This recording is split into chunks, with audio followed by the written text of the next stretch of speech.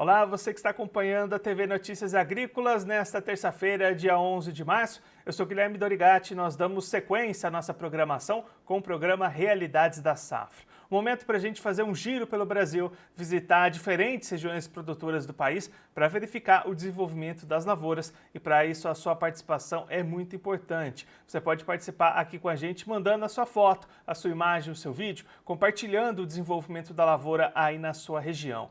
Vamos começar o nosso giro, começar a nossa programação, verificando algumas dessas imagens que os produtores mandaram aqui pra gente, começando com o Diogo Luiz Preza, ele é lá de Arapuã, no estado do Paraná, compartilhou com a gente as imagens da colheita do milho verão avançando lá na região de Arapuã, no estado do Paraná. A gente vê as máquinas em campo realizando essa colheita do milho verão lá na região paranaense de Arapuã.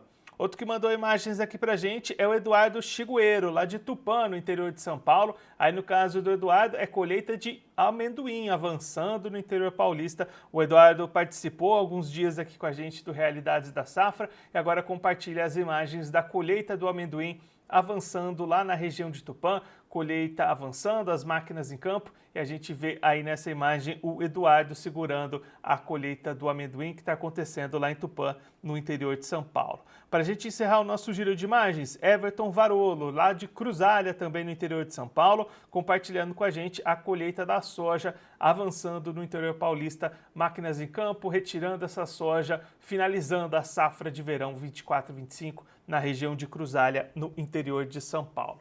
Você também pode participar aqui com a gente, mandando a sua imagem, a sua foto, o seu vídeo aqui para o Realidades da Safra. Para isso é muito fácil, você pode tanto mandar a sua imagem para o Instagram do Notícias Agrícolas, que é o @Notícias Agrícolas, ou também para o nosso WhatsApp. O número está aparecendo aí na sua tela, é o 19 99767 0241. 19 99767 0241, WhatsApp do Notícias Agrícolas para você mandar a sua imagem, a sua foto, o seu vídeo e ajudar a gente a construir juntos um cenário desse desenvolvimento das lavouras nas mais diferentes regiões do Brasil.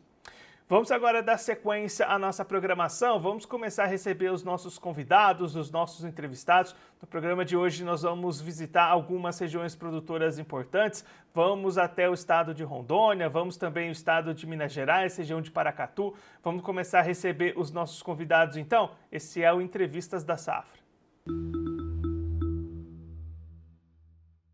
Nossa primeira parada vai ser lá no estado de Minas Gerais, região de Paracatu. Vamos conversar com o João Luiz Pinton, produtor rural. Seu João Luiz, muito obrigado pela sua participação. É sempre um prazer tê-lo aqui no Notícias Agrícolas. Boa tarde, boa tarde. Eu que agradeço. O prazer é todo meu. João, antes da gente entrar na segunda safra, entrar no milho, vamos olhar um pouquinho para a soja. A colheita já se encerrou por aí, está prestes a se encerrar. Como é que foram os resultados dessa safra de verão aí na região? No meu caso, eu já encerrei. A minha colheita já foi encerrada já faz uns 5 dias atrás, já foi concluída toda. Mas ainda tem, tipo assim, aqui na nossa região ainda tem 25% ainda para colher ainda, sabe? Mais ou menos assim, tem uns 25% ainda. E como é que foram os resultados desse ano, João? Aquela expectativa positiva inicial foi confirmada com o final das atividades? Foi sim, foi sim. A minha média foi muito boa, você entendeu? A média geral aqui eu ainda fechei com 78 sacos. Então, eu fui privilegiado, porque eu plantei nas primeiras chuvas. Então, quem plantou nas primeiras chuvas aqui está produzindo bem. Quem já plantou um pouquinho mais tarde, que ainda não acabou de colher, a produção está ficando na média de 60, 57, 60. Inclusive, estou até ajudando a colher agora, a colheita já está colhendo para fora aqui. E essas médias que está dando agora aqui na nossa região. E olhando para a comercialização, João, como é que estão as oportunidades para avançar com a venda da soja por aí? Ixi, tá muito ruim a comercialização, viu? Só foi vendido mesmo, vendi só o necessário mesmo e o restante a gente tem que aguardar mais um pouco, ver se melhora um pouco, porque tá muito ruim aqui os preços aqui. Aqui tá gerando na faixa de 114 a 115 reais. E aí, João, olhando para a segunda safra, o plantio também já avançou por aí e o clima já está trazendo dificuldades para essas lavouras de milho, né? Muito, muito. Eu mesmo também, eu acabei até meu plantio de safrinha, fechei dia 5 de fevereiro, fechei meu último plantio de safrinha aqui. Então, eu tô com 30 e poucos dias aqui faz exatamente 35 dias que não tem uma gota de chuva. meu milho já está torcendo a folha tudo, está numa situação que agora só chovendo para a gente ver a perca que foi, viu? Mas a gente já consegue afirmar que o potencial produtivo já foi afetado, né? Com certeza, eu te falo que 20% já está afetado nesse milho. E além do restante da safrinha do pessoal que ia plantar safrinha e deixou de plantar porque não tem condições, né? Vai 35 dias sem chuva, não estão plantando. Esse pessoal aqui, vizinhos que ia plantar milho, estão devolvendo milho e mudando, migrando para o sorgo, porque já saiu fora da janela. Aqui, dia 15 já encerra a nossa janela de safrinha também, que já daqui 5 dias e a previsão é só depois do dia 15 aqui, alguma coisa de chuva. Então tá bem complicado para nossa região aqui o esquema safrinha, viu? E olhando as previsões, João, tem expectativa de volta de chuvas aí na região? Dia 15 tá marcando mais 40%. 15, 16, 17, 40%. Então a chance de não vir é muito grande, sabe? Porque essa previsão estava marcando no final do mês de fevereiro, ela jogou para frente e cada dia tá jogando um pouquinho para frente, viu? E pensando até diante desse cenário, comercialização também fica complicada, né, João? Não dá para avançar com as vendas sem saber o que vai ser colhido, né? Não, não, não. Comercialização zero aqui. Você não pode fazer nenhum contrato futuro, não, porque se a gente não sabe o que vai colher. Aqui na nossa região aqui, nunca aconteceu isso de um fevereiro não chover. Isso aqui, última chuva que deu aqui foi dia 3 de fevereiro. Você tem uma noção, a última chuva. Então, nunca aconteceu isso. Aqui nessa região aqui de Paracatu, faz 21 anos que eu estou aqui e nunca aconteceu isso. E aí, João, olhando para pragas, para doenças, como é que está esse cenário? Além do clima, ainda tem essa preocupação ou desse lado está mais tranquilo? Não, tem sim. A questão da cigarrinha, né? A gente também, nesse milho aí que tá já perdendo aí já, a gente já foi R$ 500 a cigarrinha já por hectare, já você viu o custo. A gente teve que fazer, né? Porque não sabia quando que ia chover direito, a gente fez as aplicações. Então, prevendo que ia ter uma chuva, mas infelizmente nem cobertura ureia a gente não fez, por causa que tá até no barracão ureia fazer cobertura aqui. Se chover, a gente conseguir entrar, aí a gente vai fazer, mas por enquanto nem teve condições de fazer isso, viu? João, muito obrigado pela sua participação, por ajudar a gente a entender melhor todo esse cenário. Se você quiser deixar mais algum recado, destacar mais algum ponto, pode ficar à vontade. Não é só isso mesmo, queria passar um pouquinho do que está acontecendo aqui na nossa região, não é verdade? Para ver. E não é só aqui, a gente vai acompanhando aí também em outras regiões aqui em torno aqui, tem pessoal que está sofrendo muito com isso. Então eu acredito que a safrinha esse ano vai estar bem afetada. Vamos pegar com Deus aí e esperar que a chuva venha, né? E a gente vê o que acontece, né? Beleza, pessoal. Um excelente tarde para todo mundo aí. Vamos que vamos. João, mais uma vez, muito obrigado. A gente deixa aqui o convite para você voltar mais vezes, a gente seguir acompanhando o desenvolvimento dessas áreas aí na região. Um abraço e até a próxima. Um abraço, até a próxima. Fique com Deus. O João Luiz Pinton, produtor rural lá em Paracatu, no estado de Minas Gerais, conversou com a gente para mostrar como é que estão as áreas da segunda safra de milho por lá, região que já acumula 35 dias sem chuvas, e isso já traz impacto para o potencial produtivo do milho. Estimativas do João é de perdas de pelo menos 20% nesse potencial, já consolidadas nas suas lavouras, que foram terminadas de plantar por volta do dia 5 de fevereiro, e desde então não receberam mais precipitações. João também destacando um cenário final para a colheita da soja, aí sim com bons resultados, médias de 78 sacas por hectare na propriedade do João Luiz Pinton, até acima da estimativa inicial. Essas médias das primeiras áreas plantadas têm sido bastante positivas lá na região. As lavouras plantadas um pouquinho depois vêm com resultado menor, entre 57 e 60 sacas, mesmo assim produtividades bastante positivas para a soja, e agora o produtor já sofrendo com o milho, tanto com o clima quanto também para a pressão de pragas, que já está bastante elevada lá na região de Paracatu, em Minas Gerais. Vamos dar sequência à nossa programação, vamos continuar recebendo os nossos convidados, os nossos entrevistados. Nossa próxima parada vai ser lá no estado de Rondônia, para conversar com o Vicente Godinho, pesquisador da Embrapa e membro da ProSoja Rondônia. Já está aqui conosco por vídeo. Vicente, seja muito bem-vindo, é um prazer tê-lo aqui no Notícias Agrícolas. O prazer é todo meu. Toda vez que você chama, a gente está aí de pé. Antes da gente entrar nos assuntos de segunda safra, vamos olhar um pouquinho para a soja. Faz um balanço para a gente de como é que foi essa safra de verão aí no estado. Na realidade, a safra ainda está acontecendo. O plantio do milho, ele depende exatamente da colheita da soja. A colheita da soja está um pouco atrasada. Só para se ter uma noção, aqui no sul de Rondônia, Vilhena, esse ano ficou 7 dias sem chuva, né? Ou seja, nós estamos hoje 10 de março, até 10 de março, de 1º de janeiro até 10 de março, ficou 7 dias sem chuva. Então, isso tem dificultado muito a colheita. E, consequentemente, também o plantio do milho. E esses trabalhos de colheita com essa chuva, Vicente, pode trazer também prejuízos em qualidade, em aparência desses grãos? Qualidade do grão, né? Diminuição de peso, dificuldade de colheita, problema de secagem, problema de logística, que as estradas também acabam se deteriorando. E a gente está com problema também no porto nosso, está tendo dificuldade de embarque. E acabar faltando caminhão aqui para baixo também. É tudo muito ligado, essa questão de logística é toda muito ligada. E quanto mais chove, mais difícil fica para colher, mais difícil fica para secar, e mais difícil fica também para transportar. E, consequentemente, também, o milho, apesar da gente plantar só 50% da nossa área de soja com milho, a gente ainda tem uma dificuldade de plantio em função disso aí também. E como é que está nesse momento a expectativa para essa produção de soja, Vicente? A gente já consegue apontar algum cenário, alguma perspectiva? Bom, a safra vinha muito boa. O pessoal que colheu bem acima das médias dos anos anteriores, né? De 10 a 20% acima das médias dos anos anteriores, só que agora começou a área comprometida com chuva, né? É isso aí que a gente tem que avaliar. É, A área de algodão de segunda safra foi toda plantada, mas a área de milho continua sendo um pouco atrasada exatamente em função disso. Só que o estado a gente tem basicamente 3 regiões. Na região do sul, né, os trabalhos estão bastante adiantados, quase se encerrando. Na região centro e norte do estado, que os problemas são maiores.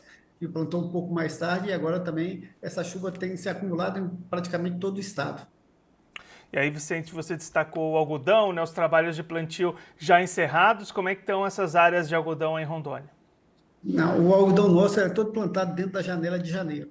Então, assim, a área de algodão do estado ela não é muito grande, concentra basicamente aqui no município de Vilhena, por enquanto Vilhena, ela deve se estender a outros municípios do estado, mas aqui o plantio é cedo, né? Teve determinadas partes que o indivíduo nem fez plantio da soja, que a gente atrasou um pouco o plantio da soja, sendo por causa da distribuição de chuvas no início da safra, e o pessoal acabou optando para fazer plantio de algodão mais cedo. E nos demais áreas, ele acabou plantando soja cedo e acabou plantando milho sobre essas áreas.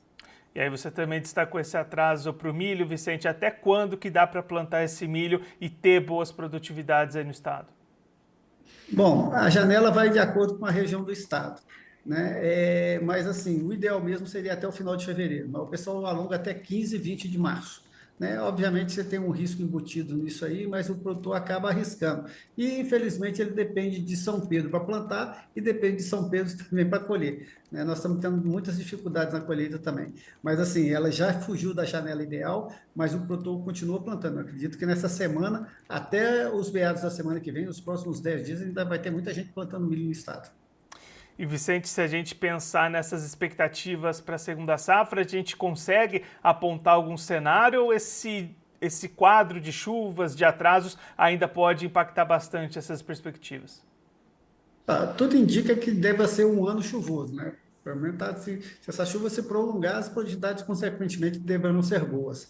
Mas se cortar a chuva, aí você começa a comprometer, né? É o caso da janela ideal. A gente já teve chuvas aqui, teve anos aqui que a chuva o milho de 20 de fevereiro foi ruim. E teve ano que a gente plantou milho entrando em abril, né? Quase saindo de abril e o pessoal ainda conseguiu colher.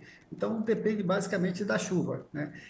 A lavoura de segunda safra é uma lavoura de risco, o produtor sabe disso, e ele acaba tendo que jogar. Os preços praticados por milho na safra anterior não foram muito bons, e já a sinalização dessa safra acaba sendo muito boa. Então, o produtor vai acabar se prolongando o plantio exatamente em função disso, né? Ele espera, com o milho, começar a honrar parte daqueles compromissos que ele vem do endividamento grande da safra da soja passada, da safra da soja retrasada, né? Então, assim, ele tem a necessidade de estar plantando milho.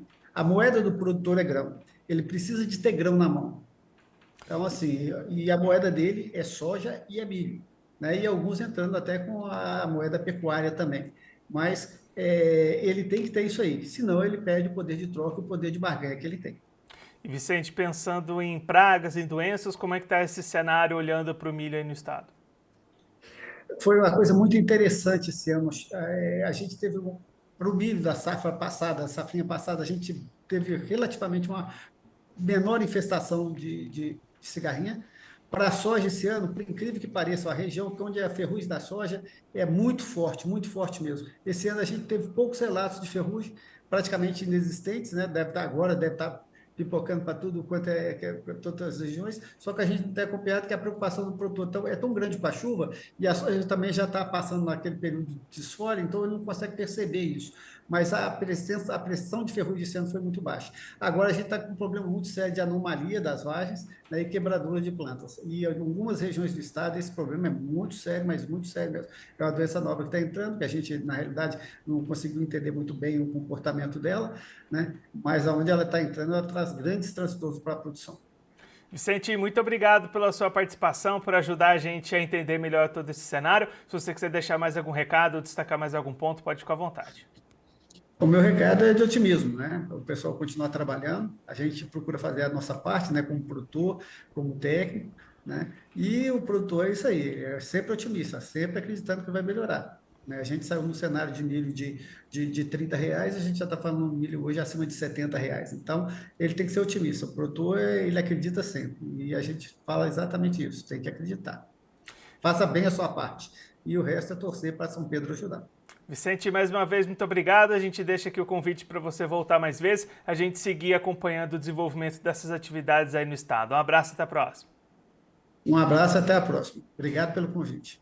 O Vicente, membro da ProSoja estadual, conversou com a gente para mostrar um pouquinho esse cenário, o andamento dos trabalhos lá no estado. Colheita da soja se encaminhando para o final, mas com dificuldades para avançar diante dos dias chuvosos. Muita chuva lá no estado, isso impacta não só o avanço da colheita, como a qualidade desses grãos, aparecimento de grãos ardidos e também a logística para escoar essa produção, fazer as entregas, fazer a secagem nos armazéns. Então, bastante dificuldade nesse momento, que também impacta o plantio da segunda safra. Áreas de algodão já finalizadas essas atividades de semeadura, mas para o milho o plantio ainda segue no estado, já fora da janela ideal, e os produtores preocupados com essa condição de chuva que impede esses trabalhos em campo. O Vicente destacando que o produtor deve continuar e se estender mais nesse plantio diante de boas condições de preços, perspectivas de mercado, mesmo que esse plantio já esteja fora da janela ideal, a janela recomendável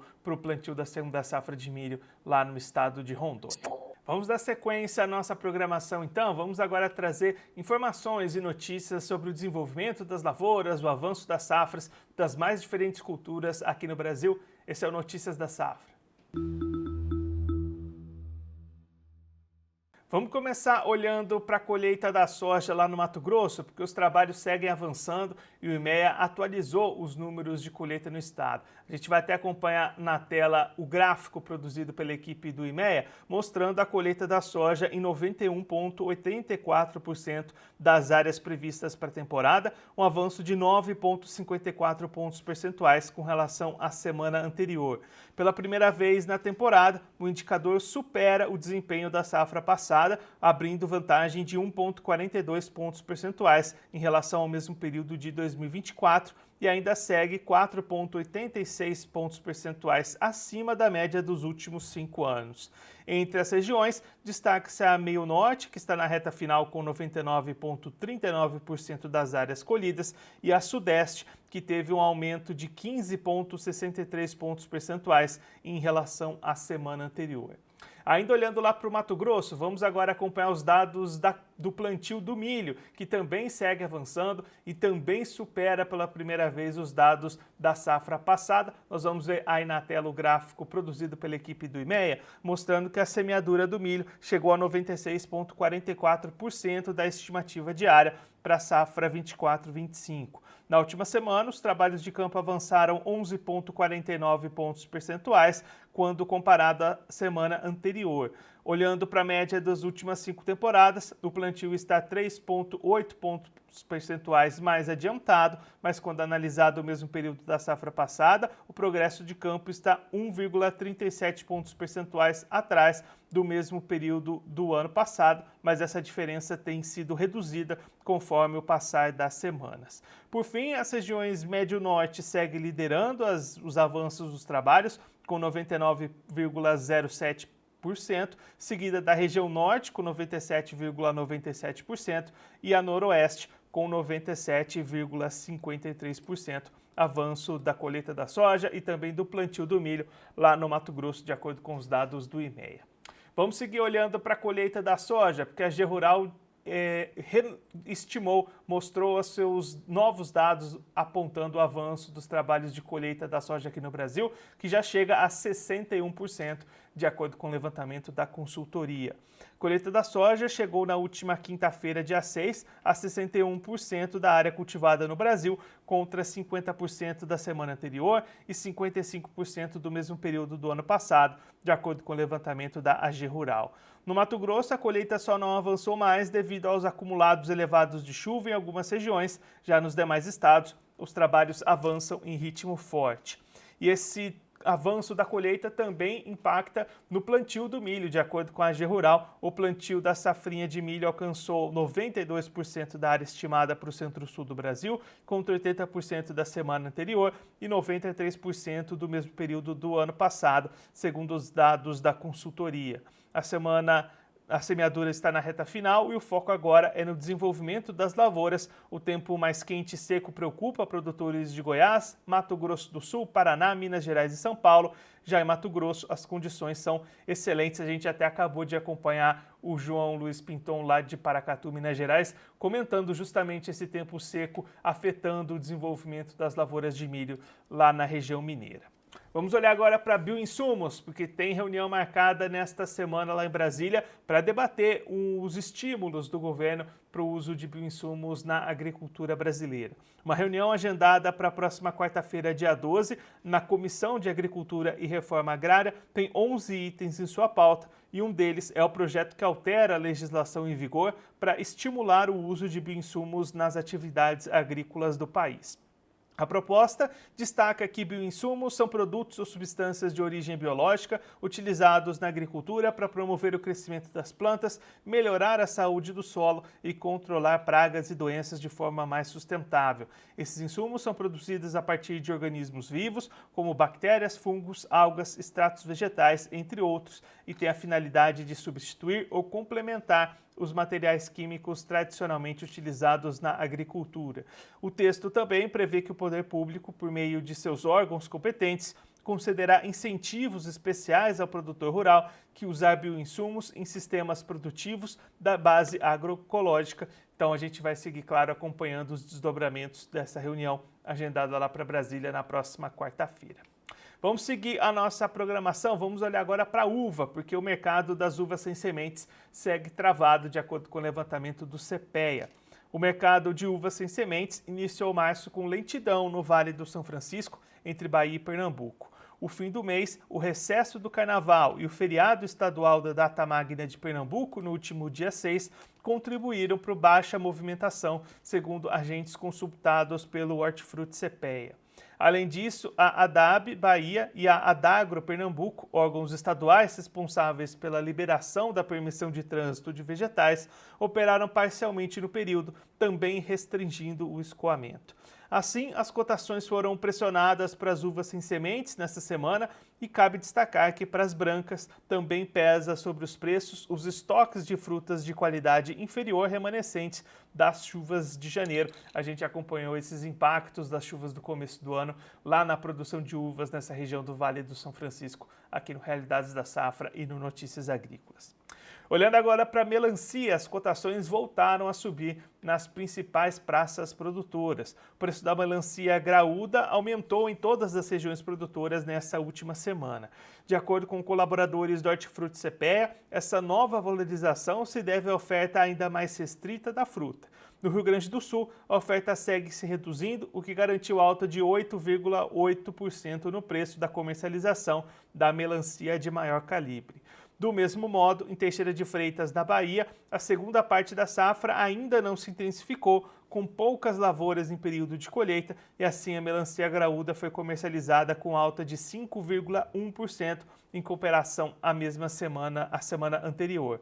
Para a próxima semana, as cotações devem se manter elevadas, com perspectiva de avanço na demanda pela fruta frente ao início do mês. Vamos olhar agora para a maçã, porque os preços da Gala já sinalizam estabilidade, conforme aponta o levantamento do CPEA. Nesta semana, o mercado da maçã segue com um cenário muito parecido com o da passada. De acordo com colaboradores do Hortifruti CPEA, os preços praticamente se estabilizaram, pois, apesar do período de colheita, agentes estão optando por estocar as frutas a fim de contrabalancear a oferta com a demanda. Além disso, muitos relatam que o carnaval não afetou as vendas tanto quanto o esperado. Destaca-se também que alguns produtores já iniciaram a colheita da variedade Fuji da safra 24-25 nesta semana, mas ainda em ritmo muito lento. Essa colheita provavelmente está sendo realizada antes da maturação completa do fruto, visto que querem aproveitar os preços atuais antes que caiam com mais força. Portanto, as maçãs nacionais Fuji que estão circulando no mercado podem ainda estar verde. Mesmo já tendo iniciado a colheita, ainda é muito cedo para levantar os preços da Fuji devido ao baixo nível da comercialização desta variedade, e a previsão para as próximas semanas é de que haja um início mais efetivo da colheita da Fuji nos pomares do sul. Levantamento da equipe Hortifruti CPEA olhando para a colheita de maçã aqui no Brasil.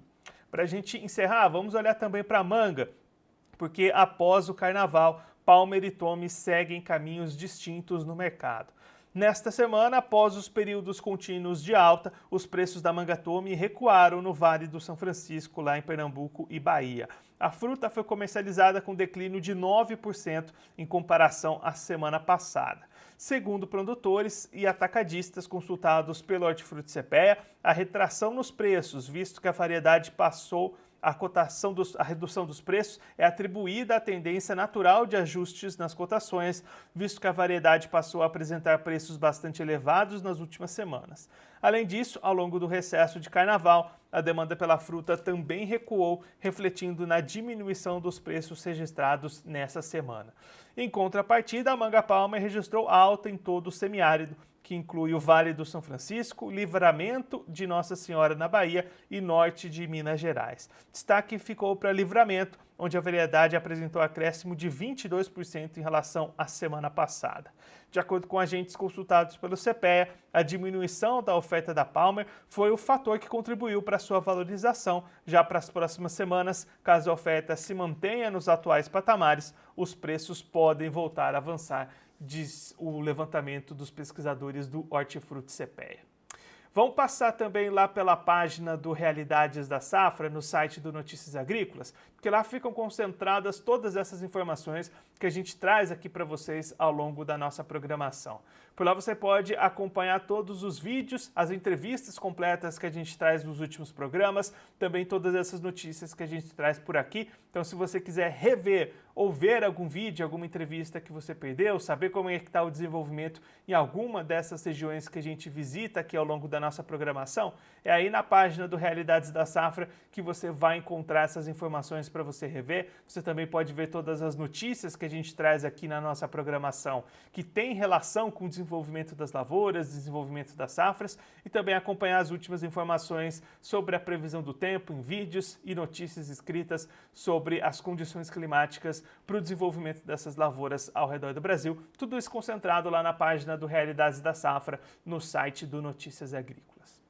Agora eu vou ficando por aqui com o programa Realidades da Safra de hoje, mas a nossa programação volta daqui a pouquinho. Daqui a pouquinho o Erickson Cunha vai assumir a bancada da TVNA para trazer informações sobre clima, previsão do tempo, e aí a sua participação é muito importante. Já começa a deixar o seu nome, a sua região e o que você quer saber do tempo para os próximos dias, que daqui a pouquinho o Erickson vai trazer todas essas informações para você acompanhando ao vivo a TV Notícias Agrícolas nesta terça-feira, dia 11 de março.